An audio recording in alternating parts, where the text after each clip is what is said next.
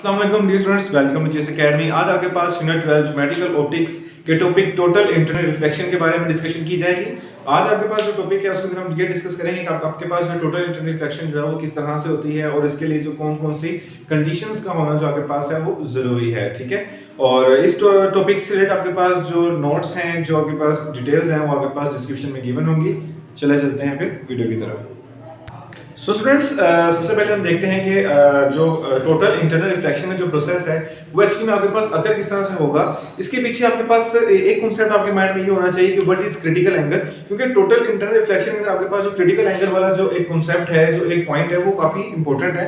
क्योंकि आपके पास total internal reflection actually critical angle पर ही डिपेंड कर रही होती है। ओके, तो सबसे पहले देखते हैं व्हाट इज क्रिटिकल एंगल। आपको पता है कि जो हमने पिछले टॉपिक्स डिस्कस किए उसके अंदर आपके पास जब रिफ्रैक्शन होती है तो आपके पास एक इंसिडेंट रे होती है, जबकि दूसरी आपके पास एक रिफ्रैक्टेड रे होती है। ओके, तो इन रेज का जो है काफी ज्यादा एक दूसरे के साथ इंटरलिंक होगा इन आपके पास टोटल इंटरनल रिफ्लेक्शन में। कि जब आपके पास इंसिडेंट रे जब एक मीडियम दूसरी मीडियम आपके पास आती है, ठीक है, तो वो अपने नॉर्मल से अगर रेयर से डेंसर में आएंगे वो टुवर्ड्स द नॉर्मल आपके पास बेंड कर जाती है। ठीक है, तो इस ये जो रे आपके पास है इसे रिफ्रैक्टेड रे कहते हैं। एक्चुअली होगा क्या कुछ इस तरह से कि जब आप किसी मीडियम में से लाइट जब किसी दूसरी मीडियम आप एंटर कर रहे होंगे, तो जब आप लाइट उस पर इंसिडेंट करवाते हैं तो वो किसी ना किसी एंगल पर वो बेंड कर जाती है। ठीक है, ऐसा पॉसिबल है कि आप किसी एक ऐसे एंगल पे बेंड करवाएंगे तो लाइट कुछ ज्यादा बेंड कर जाएगी, कुछ डिफरेंटली बिहेव करेगी। और एक ऐसा एंगल है कि जब आप उसके ऊपर इंसिडेंट करवाएंगे तो जो आपके पास रिफ्रैक्टेड रे होगी वो बिल्कुल ही नॉर्मल की क्या हो जाएगी, परपेंडिकुलरली रिफ्रैक्ट हो जाएगी। ठीक है, कि आपके पास इंसिडेंट रे का कुछ इस तरह से आना कि जब वो रिफ्रैक्टेड रे क्रिएट हो तो वो रिफ्रैक्टेड रे उस पॉइंट पर नॉर्मल के साथ 90 के एंगल बना ले, तो इट मींस कि वो एंगल उस मीडियम का क्रिटिकल एंगल होगा। ओके, तो अब ये कुछ क्रिटिकल एंगल वाली बात है। जब हमेशा जब भी आप टोटल इंटरनल रिफ्लेक्शन का कॉन्सेप्ट चाहते हैं, कुछ फिनोमेना अगर आप चाहते हैं, तो इट मींस कि आपको उसका जो एंगल ऑफ इंसिडेंस है वो आपको उस मीडियम के क्रिटिकल एंगल से ज्यादा रखना पड़ेगा। अदरवाइज आपके पास टोटल इंटरनल रिफ्लेक्शन का जो कॉन्सेप्ट है वो आपके पास नहीं होगा। ओके, जो आपके पास फिनोमेना है, जो उसकी वर्किंग आपको नजर नहीं आएगी। तो कुछ इस तरह से आपके पास जो है वो क्रिटिकल एंगल, क्रिटिकल एंगल से ज्यादा अगर आपका एंगल ऑफ इंसिडेंस होगा, सो इट मींस कि आपने जो है टोटल इंटरनल रिफ्लेक्शन का जो एक प्रोसेस है वो स्टार्ट कर दिया है। ठीक है, तो यहाँ पर आपके पास जो डेफिनेशन अगर हम देखें for the total internal reflection, वो कुछ इस तरह से बनेगी कि आपके पास जो इंसिडेंट एंगल ऑफ इंसिडेंस है should be greater than the critical angle. कि आपके पास if light travelling in a medium enters to another medium such that angle of incidence is greater than the critical angle, so this phenomena is known as तो आपके पास जो रे होगी will not travel to the away from the medium but it will bounce back into the same medium, so this phenomena is known as total internal reflection. Okay, such that कि आपके पास angle of incidence जो है greater than critical angle, तो आपके पास क्या होगा कि ये टोटल इंटरनल रिफ्लेक्शन का जो प्रोसेस है आपको एक नजर आएगा। ठीक है, ये आपके सामने एक डायग्राम मैंने बनाई है, कुछ इस तरह से शायद आपको क्लियर हो जाए कि जब आपके पास लाइट जब वो किसी एक मीडियम से दूसरे मीडियम में एंटर हुई है, ठीक है, तो कुछ इस तरह से कि आपके पास उस पॉइंट पर लेट सपोज लाइट एंटर हुई है तो कुछ इस एंगल पर एंटर हुई कि उसका जो एंगल ऑफ इंसिडेंस है वो क्रिटिकल एंगल से ज्यादा हो जाएगा, तो वो कुछ इस तरह से उस मीडियम के अंदर आपके पास ट्रेवल करेगी हर पॉइंट पर। चूंकि जाहिर सी बात है एंगल ऑफ इंसिडेंस, क्योंकि जब ये रिफ्लेक्शन होगी तो angle of incidence should be equal to the angle of reflection.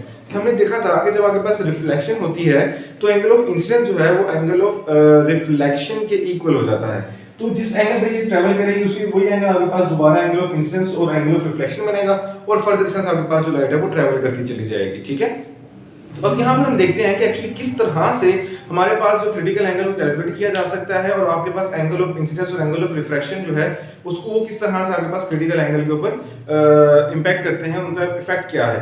तो इस से रिलेटेड आपको मेरी पिछली वीडियो लाजमी देखनी चाहिए है कि उसके अंदर हमने एंगल ऑफ इंसिडेंस और एंगल ऑफ रिफ्रैक्शन का जो कांसेप्ट था वो स्नेल्स लॉ के अंदर हमने डिस्कस किया था। ओके, तो स्नेल्स लॉ क्या कहता है कि आपके पास एंगल रिफ्रैक्टिव इंडेक्स जो है वो आपके पास होता है sin of i angle of incidence to the sin of angle of refraction. अच्छा, मैं आपको साथ साथ एक बात और बताना चलूं कि ये स्नेल्स लॉ कुछ इस तरह की शेप में होगा जब आपके पास लाइट जो है वो रेयर मीडियम से डेंसर मीडियम में एंटर होगी। मीन टू से कि एयर से जब ग्लास में आएगी तो आपके पास फॉर्मूला कुछ इस तरह से होगा, for rare to denser. But when आपके पास लाइट अगर डेंसर मीडियम से रेयर मीडियम में आएगी तो फिर कुछ फॉर्मूले के अंदर थोड़ा सा चेंज आएगा। वो क्या है कि आपके पास रिफ्रैक्टिव इंडेक्स 1/n करके लिखा जाएगा, okay, over sine of angle of refraction. ये आपके पास कब होगा जब आपके पास लाइट जो है वो डेंसर टू आपके पास कहां जाएगी, रेयर में, ओके। तो जब डेंसर से रेयर में जाएगी तो आपके पास फॉर्मूला कुछ 1/n करके लिखा जाएगा, अदरवाइज आपके पास रेयर टू डेंसर जो होगा वो किस तरह लिखा जाएगा, सिंपल n, ओके। तो ये इन दोनों के बीच में डिफरेंस होगा। अच्छा, अब हम देखते हैं कि हम किस तरह से क्रिटिकल एंगल को जो है वो कैलकुलेट कर सकते हैं, किस तरह से हम क्रिटिकल एंगल को फाइंड आउट कर सकते हैं, ठीक है। तो हम यहाँ पर एक केस कुछ इस तरह का कंसीडर कर लेते हैं कि लेट्स सपोज आपके पास लाइट एयर से ग्लास में एंटर हो रही है। लाइट आपके पास एयर से ग्लास में एंटर हो रही है, इट मींस कि रेयर से आपके पास डेंसर मीडियम में लाइट आएगी। तो हम कुछ इस तरह से लिखेंगे कि n is equal to sine of angle of incidence over sine of angle of refraction. Clear? अब आपके पास जब मैंने आपको बताया कि जब आपके पास एंगल ऑफ रिफ्रैक्शन जो होगा वो नॉर्मल के साथ कितना एंगल बनाएगा, 90 डिग्री का एंगल बनाएगा। सो इट मींस कि आपके पास वो उस मीडियम का क्रिटिकल एंगल होगा, ओके। तो अगर एंगल ऑफ रिफ्रैक्शन, अगर हम चाहते हैं कि क्रिटिकल एंगल उस मीडियम का हमने फाइंड आउट करना है तो मुझे क्या करना पड़ेगा, जो एंगल ऑफ रिफ्रैक्शन है मुझे वो 90 रखना पड़ेगा, ओके। मींस कि आपके पास यहाँ पे एंगल ऑफ रिफ्रैक्शन जो होगा वो क्या हो जाएगा, 90 हो जाएगा, ठीक है। जब आपके पास एंगल ऑफ रिफ्रैक्शन 90 हो जाएगा तो मैं साइन ऑफ r की जगह मैं सिंपल क्या लिख दूंगा, 90। तो n is equal to sine angle of incidence to the sine angle of sine 90 लिख दूंगा, ठीक है। तो ये आपके पास क्या बन जाएगा, sign angle of i over 1, okay. तो ये कुछ इस तरह से आपके पास कंसीडरेशन होगी, क्योंकि आपके पास क्रिटिकल एंगल उस वक्त क्रिएट होगा जब आपके पास जो सिनेरियो कुछ इस तरह से बनेगा कि आपके पास एंगल ऑफ रिफ्रैक्शन है वो 90, तो इट मींस कि रिफ्रैक्टिव इंडेक्स आपके पास कुछ इस तरह से इक्वेशन आपके पास प्रोड्यूस करता है, ठीक है। तो जब आप इसको हम फर्दर अगर सोल्व आउट करें तो जब आपके पास ये एंगल ऑफ रिफ्रैक्शन 90 हो गया, सो इट मींस कि वो जो आने वाली रे थी जो कि इंसिडेंट हुई है वो उसके क्रिटिकल एंगल पर इंसिडेंट हुई है, जिसकी वजह से जो रिफ्रैक्टेड रे थी वो 90 के एंगल पर बेंड कर चुकी है, ओके। तो ये जो एंगल ऑफ इंसिडेंस होगा ये एक्चुअली उसका क्या बन जाएगा, क्रिटिकल एंगल, कि जिस एंगल पर लाइट इंसिडेंट हुई उसकी वजह से जो रिफ्रैक्टेड रे थी वो आपके पास 90 के एंगल पर बेंड हो गई है। सो इट मींस कि जो आपका एंगल ऑफ इंसिडेंस है वो ही एक्चुअली में उसका क्रिटिकल एंगल होगा, ओके। तो मैं यहां पर क्या करूंगा, साइन ऑफ i को मैं रिप्लेस कर दूंगा c से, जिससे मैं ये पता चल जाएगा कि ये एक्चुअली में आपके पास क्या है, क्रिटिकल एंगल है ऑफ दैट मीडियम। तो अगर फर्दर इसको सोल्व करें तो आपके पास बन जाएगा साइन एंगल ऑफ c, और अगर हमें क्रिटिकल एंगल फाइंड आउट करना है तो इट मींस कि साइन का हमें यहां पर क्या करना पड़ेगा, इनवर्स। तो इक्वेशन मेरे पास कुछ इस तरह से बनेगी कि critical angle is equal to sine inverse of refractive index. अच्छा, ये तो कुछ इस तरह कॉन्सेप्ट होगा जब आपके पास लाइट एयर से ग्लास में एंटर होगी, ओके। अदरवाइज अगर आपके पास लाइट अगर इसके ऑपोजिट डेंसर से रेयर मीडियम में एंटर हो तो कुछ ये फार्मूला कुछ इस तरह से बिहेव करता है कि 1/n is equal to sine angle of incidence to the sine angle of refraction, okay. कुछ इस तरह से बिहेव करेगा। और अगर मैंने यहां पर दोबारा अगर एंगल ऑफ रिफ्रैक्शन को अगर हम क्या करें 90 कर दें, जिसकी बेस पर हमारे पास जो एंगल ऑफ इंसिडेंस है वो क्या बन जाएगा, आपके पास क्रिटिकल एंगल बन जाएगा, ठीक है। तो 1/n is equal to sine of angle of critical angle, sine of 90 आपके पास क्या आ जाएगा, 1, ठीक है।